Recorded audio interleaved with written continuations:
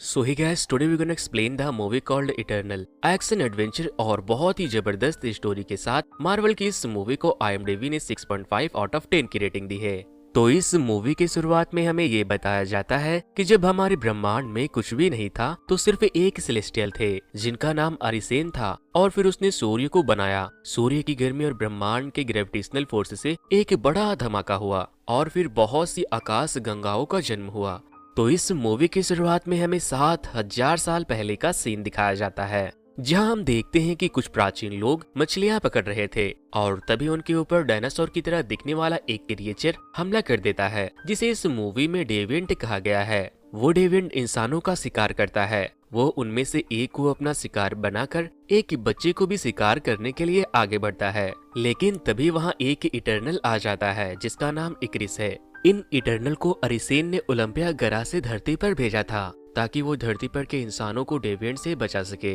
इक्रिस एक बहुत ही powerful eternal है जो अपनी आंखों से एक बहुत ही पावरफुल लेजर की किरणें निकाल सकता था और वो आसमान में उड़ भी सकता था। इक्रिस जब एक डेविएंट को मारता है तो वहाँ और भी बहुत सारे डेविएंट आ जाते हैं, जिसके बाद वहाँ इटर्नल के पूरे मेंबर आते हैं और वो उन सारे डेविएंट को मार देते हैं। इंसान इटर्नल को देखकर डरने लगते हैं, लेकिन उनमें से एक इटर्नल उनके दिमाग को कंट्रोल कर लेता है जिसका नाम ड्रूइग है। और ड्रूइग की एबिलिटी ये थी कि वो किसी के भी दिमाग को कंट्रोल करके अपनी तरह से मैनेज कर सकता था। और फिर इटर्नल्स इंसानों की तरफ दोस्ती का हाथ बढ़ाते हैं और धरती पर उनके साथ ही रहने लगते हैं।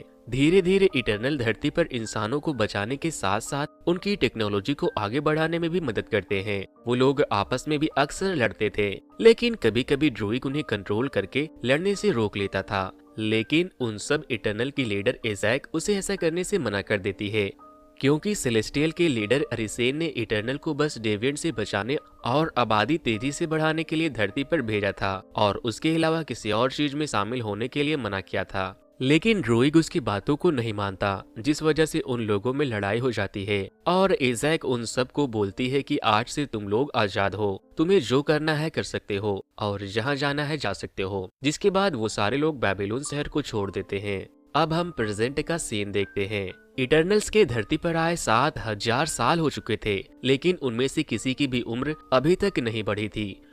फिर हम इटर्नल सर्सी को देखते हैं। सर्सी के कॉलेज लेट आने की वजह से उसका बॉयफ्रेंड जिसका नाम डेन है, वो उनके स्टूडेंट को एंड गेम की कहानियां बता रहा था और तभी सर्सी आ जाती है और डेन को उनके बच्चों को संभालने के लिए वो उसे शुक्रिया कहती है। जाने से पहले डेन कहता है ठीक है रात में मिलते हैं, जिस पर सर्सी के स्टूडेंट उन्हें चिढ़ाने लगते हैं और कहते हैं रात में मिलते हैं। डेन के वहां से जाते ही वहां पर भूकंप आ जाता है, जिससे कि एक स्टैचू सर्सी के एक स्टूडेंट के ऊपर गिरने वाला था, लेकिन सर्सी उस स्टैचू को रेत में बदल देती है, क्योंकि सर्सी के पास ये एबिलिटी थी कि वो किसी भी मैटर के स्टेट को बदल सकती थी।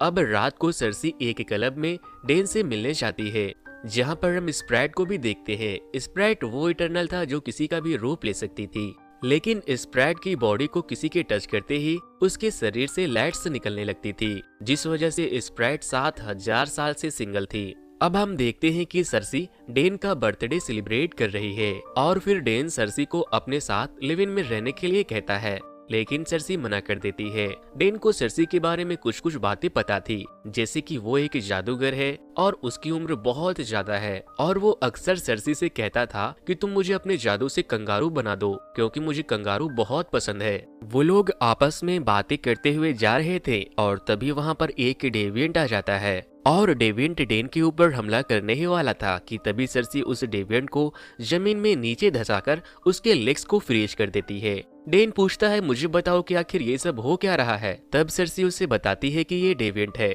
डेन बोलता है कि मगर वो तो हजारों साल पहले ही मर चुके थे, फिर ये कहां से बच गया। और फिर वो डेविएंट अपने आप को सैंड से छुड़ाकर वहां से भाग जाता है और सर्सी और स्प्राइट उसका पीछा करने लगते हैं।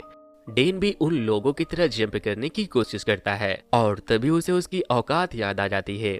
स्प्राइट अपना और सर्सी का बहुत सा क्लोन बनाकर उस डेविएंट को डिस्ट्रैक्ट करती है, लेकिन डेविएंट उसके ओरिजिनल सोर्स को पहचान लेता है और वो डेविएंट स्प्राइट के ऊपर हमला करने ही वाला था और तभी वहां इक्रिस आकर उस डेविएंट को इंजर्ड कर देता है। लेकिन वो लोग देखते हैं कि वो डेविएंट खुद के चोट को अपने पावर से हील करने की एबिलिटी रखता है और ऐसी पावर सिर्फ इटर्नल की लीडर एज़ेक के पास ही था। इकरिस वापस से उस डेविएंट पर हमला करता है और वो डेविएंट अपनी जान बचाकर वहां से भाग जाता है। अब हमें यहाँ पर यह भी पता चलता है कि सर्सी ने 5000 साल पहले इकरिस से शादी कर लिया था और फिर 2000 साल पहले इकरिस सर्सी को छोड़कर कहीं चला गया था। अब सर्सी डेन से कहती है कि मुझे जाना होगा क्योंकि पृथ्वी को हमारी जरूरत है, जिस पर डेन कहता है कि तुम ही क्यों, और अगर तुम लोग एक सुपर हीरो हो तो जब थैनोस आया था तब तुम लोग कहाँ थे। जिस पर सर्सी बताती है कि हमें बस डेविएंट को मारने के लिए ही भेजा गया था, उसके अलावा हमें कुछ और करने का आदेश नहीं दिया गया था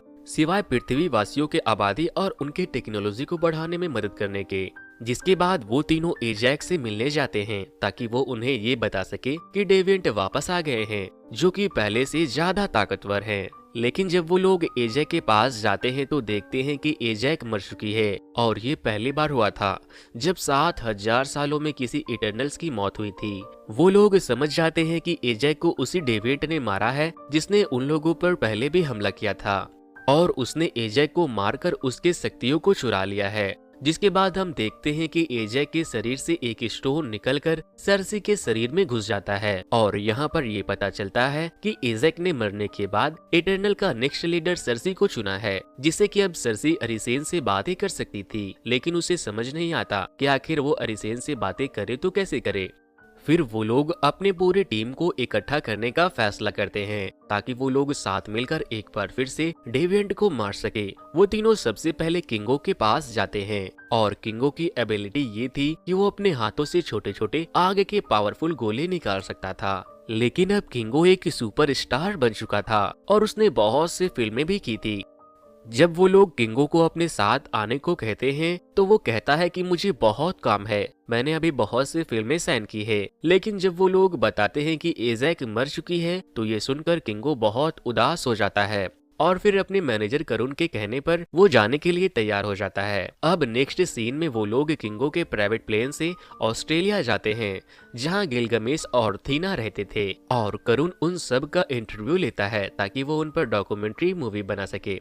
दोस्तों वैसे अगर अब तक आप लोगों ने इस वीडियो को लाइक करके मेरे चैनल को सब्सक्राइब नहीं किया तो इस वीडियो को लाइक करके मेरे चैनल को जरूर से सब्सक्राइब कर दे, क्योंकि वीडियो को लाइक करने और चैनल को सब्सक्राइब करने में उतना वक्त नहीं लगता जितना वक्त मुझे आप लोगों के लिए इस तरह की वीडियो बनाने में लग जाती है। वो लोग जब वहां जाते हैं तो देखते हैं कि उनके घर के बाहर एक डेविएंट मरा पड़ा है, जिसे देखकर किंगो का मैनेजर करुण कहता है कि सर ये डेविएंट तो बहुत खूबसूरत होते थे। जिस पर किंगो कहता है करुण तुम्हारा दिमाग खराब हो गया है क्या, ये बदबूदार घटिया सा दिखने वाला डेविएंट तुम्हें किस एंगल से खूबसूरत दिखता है। फिर जब वो लोग गिलगमेश से मिलते हैं तो गिलगमेश बहुत खुश होता है और उनसे खुशी खुशी पूछता है कि क्या तुम लोग मेरा केक ट्राई करोगे। लेकिन जब इकरिस उसे बताता है कि एजैक नहीं रही तो गिलगमेश पूरी तरह से टूट जाता है और उसके हाथों से वो केक भी छूटकर नीचे गिर जाता है। फिर वो लोग थीना के पास जाते हैं जो कि एक पेड़ के नीचे कुछ ड्राइंग करने की कोशिश कर रही थी। दरअसल थीना को एक दौरा पड़ता है और उसे ऐसा लगता है कि जैसे कोई उसे मारने की कोशिश कर रहा है और जब भी उसे ऐसा लगता है तो वो किसी पर भी हमला कर देती है। लेकिन 7000 सालों से गिलगमेश ने थीना की देखभाल की थी और थीना को युद्ध की देवी भी कहते थे और उसकी पावर ये थी कि वो अपने हाथों से एक पावरफुल वेपन को निकालकर बहुत ही जबरदस्त फाइट कर सकती थी। जब वो लोग थीना के पास जाते हैं तो वो उन पर हमला कर देते हैं, जिसके बाद स्प्रेड वहाँ के आसपास के माहौल को चेंज करती है और उसे याद दिलाने की कोशिश करती है कि वो लोग कौन है और उसका मकसद क्या है। फिर गिलगमेश जब थीना को समझाता है तो वो नॉर्मल हो जाती है। फिर वो लोग साथ में बैठकर खाना खाते हैं और तभी किंगो शराब पीकर कहता है कि ये तो बहुत ही टेस्टी है, कैसे बनाया इसे। जिस पर गिलगमेश बताता है कि मैंने इसे मक्के के दानों से बनाया है और मैंने मक्के के हर दानों को अपने दांतों से बहुत ही मोहब्बत से चबा चबा कर पीसा था। और ये सुनते ही किंगो उस शराब को थूक देता है। फिर सर्सी वहां से उठकर उस जगह पर जाती है जहां पर थीना कुछ ड्रा कर रही थी। वो थीना के बने हुए पेंटिंग को देखती है और फिर अरिसेन से कांटेक्ट करने की कोशिश करती है और फिर उसकी सोल अरिसेन के पास पहुंच जाती है। सर्सी अरिसेन को बताती है कि डेविएंट वापस आ गए हैं और उसने एजैक को मारकर उसकी ताकत भी चुरा ली है और पृथ्वी पर भी कुछ अजीब हो रहा है। जिस पर अरिसेन कहता है कि ये इमरजेंसी की निशानी है। सर्सी पूछती है कि इमरजेंसी क्या होता है। अरिसेन उसे बताता है कि समय आ गया है कि अब तुम लोगों को तुम्हारा असल मकसद बता दिया जाए। दरअसल तुम्हें सेलेस्टियल तियामुत के इमरजेंस के लिए धरती पर भेजा गया था। मैंने अरबों साल पहले कई ग्रहों की तरह धरती पर भी सेलेस्टियल का एक बीज बोया था और उस बीज को पूरी तरह से तैयार होने में अरबों सालों का वक्त और इंसान की एनर्जी लगती है। लेकिन जब मैंने इंसान और बाकी के जानवरों को बनाया तो मेरे से एक गलती हो गई और उस गलती से डेविएंट पैदा हुए जो कई ग्रहों पर के जीवन की आबादी को बहुत तेजी से खत्म कर रहे थे। और फिर मैंने तुम्हें और तुम्हारे जैसे बहुत से इटर्नल्स को बनाया ताकि मैं तुम लोगों के जरिए उन डेविएंट को मार सकूं। जिस पर सरसी पूछती है कि क्या ये बात एज़ेक को पता था? तब अरिसेन कहते हैं कि हाँ, और एज़ेक और तुमने इससे पहले और भी बहुत बार कई सेलेस्टियल को पैदा होने में मदद की है। सरसी बोलती है कि मगर मुझे कुछ याद क्यों नहीं? जिस पर अरिसेन उन्हें बताते हैं कि क्योंकि मैं हर इमरजेंस के बाद तुम्हारी यादों को मिटा देता हूँ। और यहाँ पर हमें ये भी पता चलता है कि जो विजन थीना को बार बार आता था वो उसके पास्ट की यादें थी और उसकी यादें पूरी तरह से इरेज नहीं हो पाई थी। अब सरसी वापस से अपनी दुनिया में आ जाती है और ये सारी बातें अपने बाकी के टीम मेंबर्स को बताती है, जिसे सुनने के बाद उन सब के होश उड़ जाते हैं। फिर सरसी उन लोगों से कहती है कि हमें इंसानों को बचाना होगा और इस इमरजेंस को होने से रोकना होगा, नहीं तो सारे इंसान मारे जाएंगे। जिस पर करुण बोलता है, हाँ रोकना होगा, ये मेरी जान का सवाल है क्योंकि मैं तो इंसान हूँ, मैं मरना नहीं चाहता। जिसके बाद इक्रिस बोलता है कि हमें जाना होगा बाकियों को ढूंढने के लिए और फिर हम सारे मिलकर ये फैसला करेंगे कि आगे क्या करना है। वो लोग अमेज़न के जंगलों में जाते हैं जहाँ ड्रोइग रहता था। वो ड्रोइग को ये सारी बातें बताते हैं लेकिन ड्रोइग उनके साथ आने को तैयार नहीं होता और वो करुण का कैमरा भी उसे पोजेस करके तोड़ देता है। अब हम देखते हैं कि बहुत से डेविएंट उन लोगों पर हमला कर देते हैं। किंगो अपने हाथों से बुलेट के शॉट्स फायर करने लगता है और स्प्रैट करुण को उन डेविएंट से बचाने की कोशिश करती है और इक्रिस भी वहां आकर उन डेविएंट को मारने लगता है। और तभी एक डेविएंट इक्रिस को जमीन पर गिराकर उसकी शक्ति अपने अंदर ट्रांसफर करने की कोशिश करता है, लेकिन गिलगमेश वहां आ जाता है और अपने हाथों से एक जोरदार पंच मारता है। और उसकी एबिलिटी ये थी कि वो अपने हाथों को एक बहुत ही पावरफुल हथौड़े की तरह इस्तेमाल कर सकता था। वो सारे इटर्नल की यहाँ पर उन डेविएंट से बहुत ही जबरदस्त फाइट होती है और जब एक डेविएंट सरसी पर हमला करता है तो वो उस डेविएंट को पेड़ में बदल देती है। और फिर जब एक डेविएंट थीना को मारने के लिए आगे बढ़ता है तब गिलगमेश उसे बचाने के लिए चला जाता है और वो पावरफुल डेविएंट का लीडर गिलगमेश को मारकर उसकी शक्ति अपने अंदर ट्रांसफर कर लेता है। उसकी एनर्जी को अपने अंदर ट्रांसफर करते ही उस डेविएंट का शरीर ऑलमोस्ट इंसानों की तरह दिखने लगता है और वो इटर्नल के इमरजेंस का मकसद को समझ जाता है और कहता है कि इटर्नल्स तुम रक्षक नहीं बल्कि भक्षक हो। और फिर इक्रिस उसके ऊपर हमला करता है तो वो वहाँ से भाग जाता है। अब हम देखते हैं कि गिलगमेश अपनी जिंदगी की आखिरी सांसें ले रहा है और वो मरने से पहले थीना को बोलता है कि मुझे याद रखना। फिर वो लोग गिलगमेश को हिंदी रीति रिवाज से जला देते हैं, जिसके बाद सरसी और इक्रिस फेस्टोस के पास जाते हैं जहां वो अपने बच्चे और बॉयफ्रेंड के साथ रहता है, मगर वो बोलता है कि मैं नहीं आ सकता, अब मेरे पास मेरा परिवार है। जिस पर उसका बॉयफ्रेंड उसे कहता है कि अगर दुनिया को तुम्हारी जरूरत है तो तुम जाओ, क्योंकि जब दुनिया ही नहीं रहेगी तो तुम्हारा परिवार कहाँ से रहेगा। और फिर फेस्टोस अपने बॉयफ्रेंड को किस करता है और वहाँ से चला जाता है। सारे इटर्नल्स मिलकर इराक जाते हैं जहाँ 7000 सालों से उनकी स्पेसशिप जमीन के नीचे दफनी थी। जब वो लोग अंदर जाते हैं तो वहाँ मकारी पहले से ही मौजूद थी। मकारी बोल नहीं सकती थी लेकिन वो बिजली से भी तेज दौड़ सकती थी। फिर फेस्टोस एक ऐसी टेक्नोलॉजी बनाता है जिससे कि वो सारे इटर्नल्स के पावर का इस्तेमाल करके इमरजेंस को रोक सके। फेस्टोस कहता है कि जब डेविएंट हमारी शक्ति को ऑब्जर्व कर सकते हैं तो हम भी एक दूसरे के शक्ति को एक साथ इस्तेमाल कर सकते हैं। और फिर फेस्टोस एक यूनिमैन टेक्नोलॉजी बनाता है और फेस्टोस के पास ये एबिलिटी थी कि वो एक बहुत ही बुद्धिमान इंजीनियर था जिसने इंसानों के टेक्नोलॉजी को आगे बढ़ाने में बहुत मदद की थी।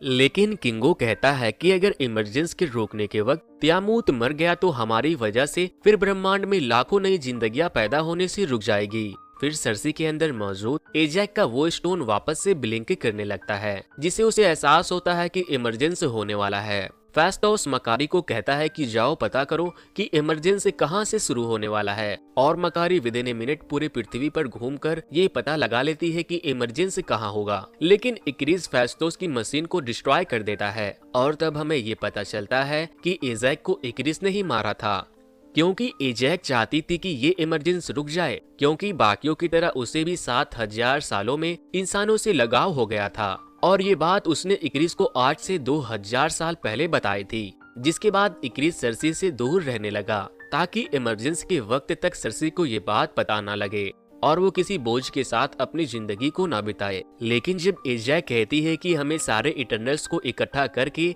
इमरजेंसी को रोकना होगा, तो वो उसे ले जाकर उन डेविएंट के आगे फेंक देता है, जो ग्लेशियर के पिघलने से बर्फ के अंदर मौजूद एक गुफा से बाहर आए थे। उन डेविएंट का लीडर एजैक को मारकर उसके पावर्स को अपने अंदर ले लेता है, और फिर इक्रिस उसके बॉडी को वापस से उसके घर पर ड्रॉप कर देता है। जब वो लोग इक्रिस से इन सब के पीछे का वजह पूछते हैं, तो वो बोलता है कि मेरी जिंदगी अरिसेन की देन है और तुम्हारे भी, इसलिए जरूरत पड़ी तो मैं तुम सबको मार दूंगा, क्योंकि मैं तुम लोगों को अकेले हराने की ताकत रखता हूँ। और ये बोलकर वो वहां से चला जाता है, और स्प्रैट भी उसी के साथ चली जाती है।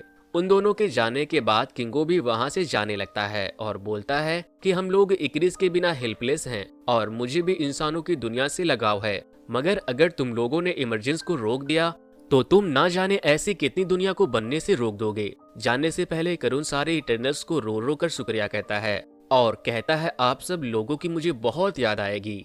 उन तीनों के वहां से चले जाने के बाद बाकी के इटर्नल्स पूरी तरह से टूट जाते हैं, क्योंकि बाकियों के पावर काफी नहीं थी उस इमरजेंसी को रोकने के लिए। फिर फेस्टोस कहता है कि जो पावर सरसी के अंदर है वो तुम्हें और अरिसेन को आपस में जोड़ देती है, जिसके इस्तेमाल से हम एक यूनिमैन बना सकते हैं, जो कि मेरे ख्याल से काफी होगा इमरजेंसी को रोकने के लिए। फिर फेस्टोस सरसी के अंदर से उस स्टोन को निकालता है और एक पावरफुल बैंड की तरह दिखने वाला एक मैकेनिज्म तैयार करता है, और फिर वो लोग अपने स्पेसशिप को लेके उस जगह पर पहुंचते हैं जहां इमरजेंसी स्टार्ट होने वाला था। फिर हम देखते हैं कि स्प्रैट और इक्रिस इमरजेंसी होते हुए देख रहे हैं, और तभी वो देखते हैं कि बाकी के इटर्नल्स वहां उस इमरजेंसी को और मकारी, ड्रूइग और सरसी को लेकर उस वॉल्केनो के पास पहुंच जाती है, जहां से इमरजेंसी होकर सेलेस्टियल तियामूत बाहर निकलने वाला था। वो लोग अपने अपने बैंड को कनेक्ट करते हैं ताकि वो अपने पावर को कंबाइन करके इमरजेंसी को रोक सके, लेकिन इक्रिस ड्रूइग को उठाकर उसे आसमान से नीचे फेंक देता है, जिसे देखकर मकारी चीखने और चिल्लाने लगती है। और फिर मकारी इक्रिस को इतना मारती है कि उसने उतना मार अपने पूरे 7000 के लाइफ साइकिल में सब मिलाकर भी कभी नहीं खाया होगा। फिर सरसी फेस्टोस से कहती है कि मैं इसे अकेले रोकने की कोशिश करती हूँ, जिस पर फेस्टोस कहता है ठीक है, हम देख लेंगे, तुम आगे बढ़ो। थीना, मकारी और फेस्टोस तीनों मिलकर इक्रिस पर हमला कर देते हैं, और फिर वहां डेविएंट का लीडर भी आ जाता है। मकारी उसके चारों तरफ एक टोर्नेडो जैसा बना देती है, लेकिन वो मकारी को पकड़ लेता है और उसे अपने पैरों से कुचल देता है। और फिर जब वो मकारी की शक्ति चुराने की कोशिश करता है तो फेस्टोस उसे शूट करता है, जिससे कि वो पहाड़ों के अंदर एक गुफा में जाकर गिर जाता है। और फिर फेस्टोस इक्रिस को अपने टेक्नोलॉजी के मदद से बांध देता है, जिससे कि इक्रिस पूरी तरह से कैद हो जाता है। लेकिन जब सरसी वॉल्केनो के ऊपर जाकर इमरजेंसी को रोकने की कोशिश कर रही होती है, तो स्प्रैट उसके पेट में एक खंजर भोंक देती है, क्योंकि स्प्रैट इक्रिस से प्यार करती थी और इक्रिस सरसी से। वो कहती है मुझे इंसानों की जान नहीं बचानी, क्योंकि 7000 साल से मैं यहाँ हूँ, लेकिन मुझे आज तक ये नहीं पता चला कि प्यार क्या होता है और फैमिली किसे कहते हैं। और तभी ड्रूइग वहाँ आता है और स्प्रैट के सर पर वार कर देता है, जिससे कि वो वहीं पर बेहोश होकर गिर जाती है। और इधर हम दूसरी ओर देखते हैं कि थीना को वापस से उसके पास्ट की बातें परेशान करने लगती है, और वो डेविएंट गिलगमेश बनकर थीना को फुसलाने की कोशिश कर रहा है। वो उसके हाथों को अपने टेंटिकल से बांधकर उसके पावर को अपने अंदर ट्रांसफर करने ही वाला था कि तभी थीना को होश आ जाता है, और वो अपने मैजिकल नाइफ से उसके टेंटिकल्स को काट कर उस डेविएंट के पलक झपकते ही टुकड़े कर देती है। और अब हम देखते हैं कि इमरजेंसी शुरू हो चुका है और सेलेस्टियल के हाथ धीरे धीरे बाहर आने शुरू हो गए हैं। सरसी अपने पावर से इमरजेंसी को रोकने की कोशिश करती है, जिसे देखते ही इक्रिस अपने पूरी ताकत से खुद को आजाद कर लेता है और सरसी को मारने के लिए चला जाता है। लेकिन उसे सरसी के साथ बिताए मोमेंट्स याद आने लगते हैं, और फिर क्रिस भी उन लोगों के साथ मिलकर इमरजेंस को रोकने में उनकी मदद करता है और इमरजेंस रुक जाती है और वो तियामत सेलेस्टियल पैदा होने से पहले मर जाता है। और फिर क्रिस लास्ट टाइम सर्सी को देखता है और फिर खुद को सूरज में ले जाकर झोंक देता है। मकारी ड्रोइक को जिंदा देखकर उसे गले लगाती है क्योंकि मकारी शायद उसे पसंद करती थी। सर्सी स्प्रैट से कहती है कि सेलेस्टियल की कुछ पावर्स मेरे अंदर अभी भी है, अगर तुम चाहो तो मैं तुम्हें ठीक कर सकती हूँ, लेकिन तुम एक इंसान बन जाओगी और एक दिन मर जाओगी। जिस पर स्प्रैट बोलती है कि हाँ मैं तैयार हूँ। फिर वो लोग डिनर करने फास्टोस के घर जाते हैं और स्प्रैट एक इंसान के बच्चे की तरह स्कूल में एडमिशन ले लेती है, जिसे छोड़ने के लिए किंग और सर्सी भी जाते हैं। और फिर जब सर्सी अपने बॉयफ्रेंड से मिलती है तो वो उसे बताता है कि मैं तुम्हें बहुत दिनों से ये बताना चाह रहा था कि मैं इस ग्रह का नहीं हूँ। और तभी अरिसेन सर्सी के साथ साथ बाकी के सारे इटर्नल्स को अपने पास उठा लेते हैं और बोलते हैं कि तुमने इंसानों को बचाने के लिए सेलेस्टियल का कत्ल किया है, लेकिन मैं फिलहाल तुम्हें बख्श रहा हूँ और जब मैं वापस लौटूंगा तो तुम्हारी यादें मुझे इंसानों की असल कीमत बताएगी और फिर मैं अपना फैसला सुनाऊंगा कि तुम्हारे साथ क्या करना है। और इसी के साथ ये मूवी द एंड हो जाती है। वैसे दोस्तों, इन सारे इटर्नल में आपका फेवरेट कैरेक्टर कौन सा था? मेरा तो मकारी थी, आपका कौन सा है? कमेंट करके मुझे जरूर बताना। और जो लोग भी मेरे चैनल पर नए आए हैं वो इस चैनल को सब्सक्राइब करके बाजू में मौजूद बेल आइकन को जरूर से दबा दें। फिर मिलता हूँ किसी और मूवी के एक्सप्लेनेशन के साथ। Good bye.